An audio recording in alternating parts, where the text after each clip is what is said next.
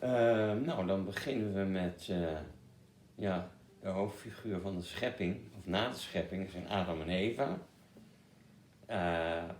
Er wordt enerzijds in de Talmoed gezegd dat de grootsheid van Adam zo groot was, dat hij spiritueel gezien zijn hoofd als het ware tot de troon van God reikte. En dat zijn voeten op aarde stonden. Dus hij was een lichtfiguur. Hij gaf licht. Hij stond hoger dan de engelen. Maar toen hij dus van de verboden boom had gegeten, toen viel als het ware Adam terug in de statuur zoals wij tegenwoordig zijn. Hij werd een mens van vlees en bloed, het lichtwezen, de alf met oor, dus met een alf geschreven, veranderde in de ayin, oor van huid. Dus hij zag ineens een kale huid, hij was naakt. En wat is heel opvallend, dus God vroeg, de stem van God ging door het bos. En hij vroeg, Adam, waar ben je? En daar hebben we al vorige keer denk ik over gehad. Wist God dan niet waar hij was, zegt de Talmoed. Natuurlijk wist hij dat. Maar Ayeka betekent ook, waar sta je nu je dat gedaan hebt? En wat zei Adam? Nee, ik schaam mij omdat ik naakt ben. En God zegt, hoe weet je dat je naakt bent? Heb je soms van de boom van kennis van goed en kwaad gegeten? Nou, dan komt het hele verhaal aan het rollen. En dan antwoordt hij, ja, ik heb ervan gegeten. Want de vrouw die u voor mij gecreëerd hebt, die u mij gegeven heeft, die gaf die vrucht mij. Dus hij blamet God ook nog een keer. Dus en dat is eigenlijk een kenmerk dat de mens, eigenlijk Adam, die ontkende de persoonlijke verantwoordelijkheid die hij gekregen had van God, namelijk dat hij niet van de boom van kennis van goed en kwaad at. Die persoonlijke verantwoordelijkheid, die ontkende hij doordat hij de schuld in allemaal schoenen schoof. En wat deed Eva? Die gaf de schuld aan de slang.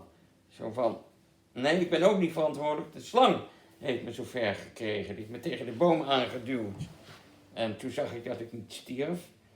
Dus ik zag de vruchten en die heb ik gegeten en ik gaf ook Adam die vruchten.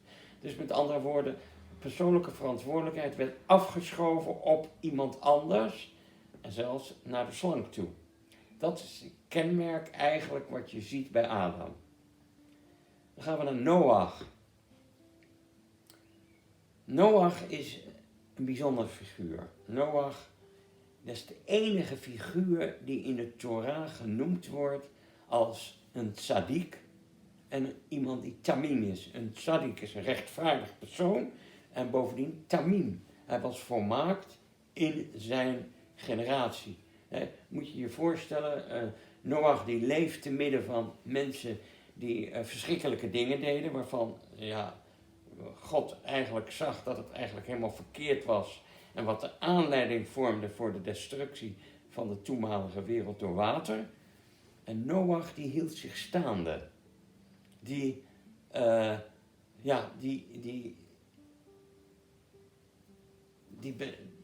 persoonlijke verantwoordelijkheid die nam hij, maar er was hier ook sprake van een soort, hoe zal ik het zeggen, een soort collectieve verantwoordelijkheid. Hij achtte zich verantwoordelijk, maar eigenlijk ontbrak er nog iets.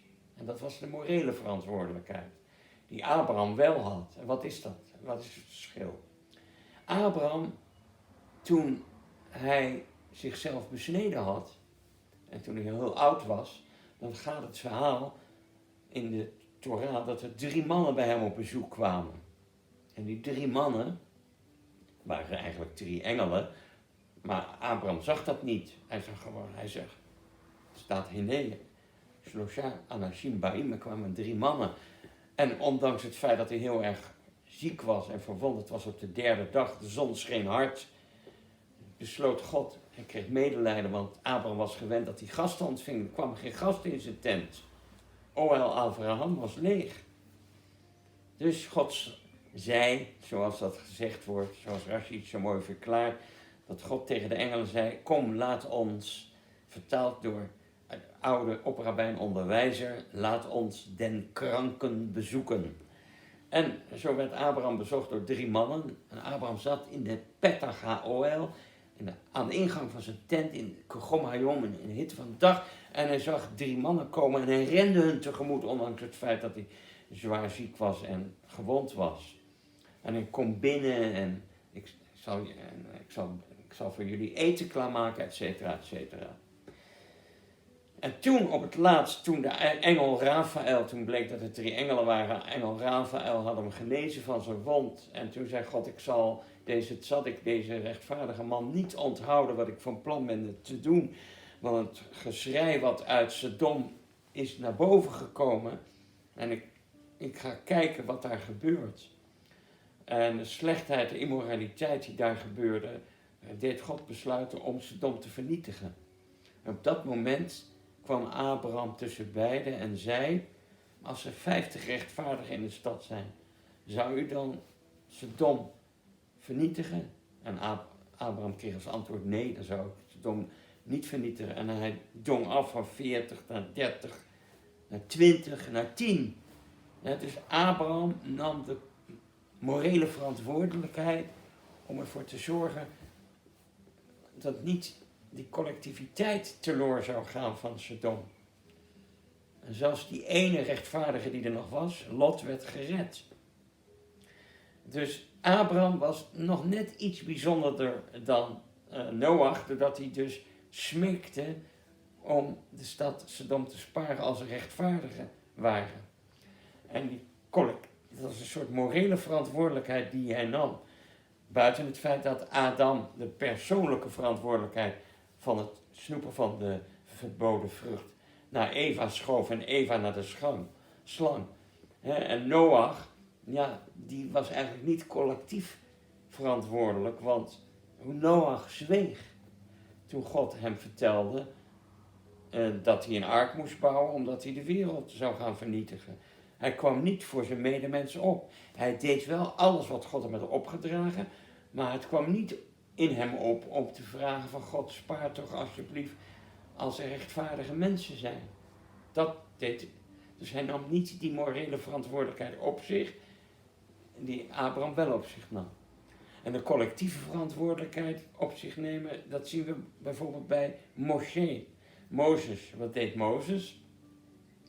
Toen het Joodse volk gezondigd had ten opzichte door de aanbidding van het gouden kalf, toen ging hij naar boven om Gods genade af te smeken, om Gods vergiffenis af te smeken voor het Joodse volk. Dus hij voelde zich collectief verantwoordelijk en hij probeerde God zover te brengen, vergeef het volk. Dat zijn kenmerken van deze 3 personen. Kijken we naar bijvoorbeeld naar Isaac. Isaac wordt gezien als een man die heel passief overkomt. Hè? Hij is nauwelijks actief, behalve bij het geven van de zegen aan Esau. Dat blijkt dus later Jacob te zijn.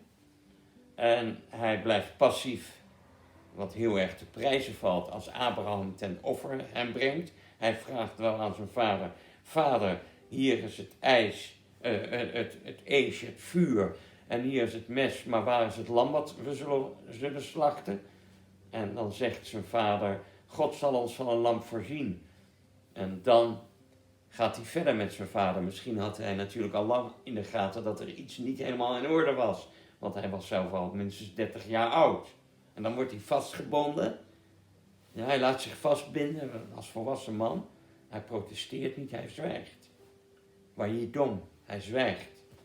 Hij is passief, maar dat wil niet zeggen dat hij daarmee, dat een slechte eigenschap was. Integendeel, hij gaf zich over aan de goddelijke wil. En zelfs toen de engelen huilden, toen Abraham als het ware zijn zoon Isaac wilde slachten, zegt de Gemara vertelt dat de tranen van de engelen op de ogen van Isaac terechtkwamen en dat hij daardoor later fysiek gezien, of eigenlijk meteen al, blind werd. Maar hij zag veel meer dan ogen kunnen zien. Hij zag de spiritualiteit achter alles. En dat is ook de reden dat Isaac zegt, ik hoor de stem van Jacob, maar ik voel de huid van Esau. Ja? De stem is van Jacob. Zolang in Israël de stem van Jacob zal doorklinken, in de gebedenhuizen en in de leerhuizen, dan zal Esau niet Jacob overwinnen. Dan zal Jacob Esau overwinnen. Dat is eigenlijk de zegen van Jitschak, de stem van Jacob die de overhand heeft. Dat is wat we kunnen vertellen over een aantal karakters van de Bijbelse figuren.